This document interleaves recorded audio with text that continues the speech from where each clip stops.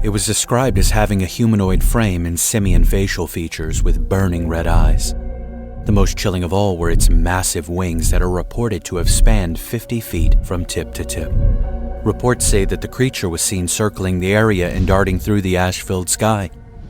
The sightings, combined with sporadic seismic activity and frequent environmental changes, made an already terrifying event feel even more apocalyptic.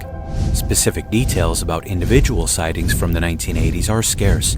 Nonetheless, the legend of the creature dubbed Batsquatch was born.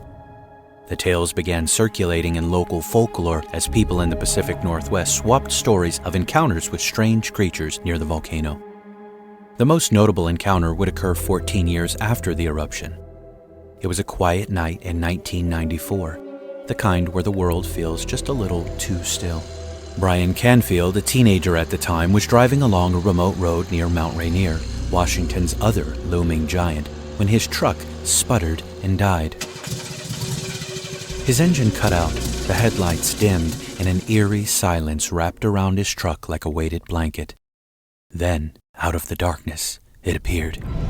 Landing before his stalled truck was a creature unlike anything Brian had ever seen or ever wanted to see again.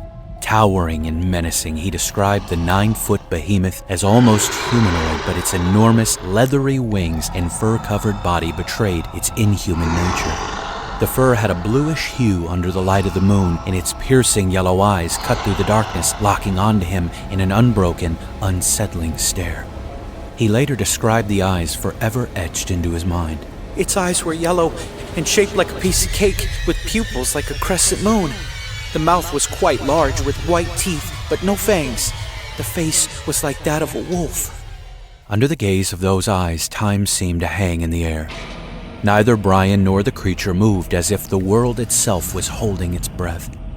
Then, with slow, deliberate motion, it unfurled its massive wings, spanning what seemed like the entire width of the road.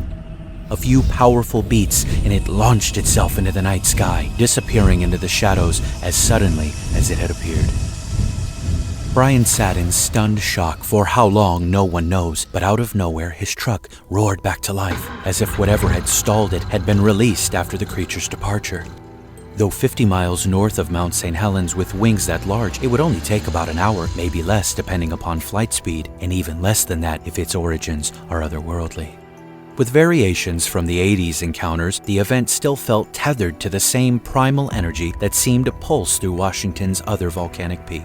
Brian's sighting didn't just add to the legend of Batsquatch, it cemented the creature as a cryptid firmly rooted